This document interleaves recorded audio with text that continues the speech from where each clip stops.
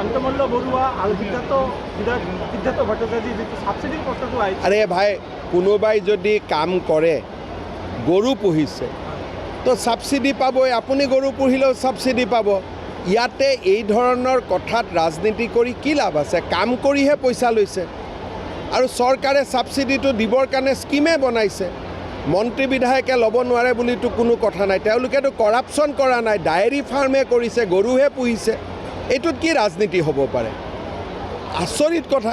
কোনোবাই দুটা গৰু পুহিছে, চৰকাৰৰ আঁচনি মতে পইচা লৈছে, চুৰি কৰাটো নাই। এইটো কিবা এটা বিতৰ্ক হ'ব পাৰে নেকি?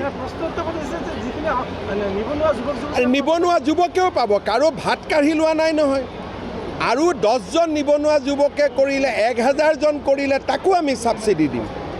কাৰোবাৰ যদি 2জন নিবনুৱা যুৱকক মাৰি যদি লৈছে তেতিয়াহে ক'বলগীয়া কথা আছে।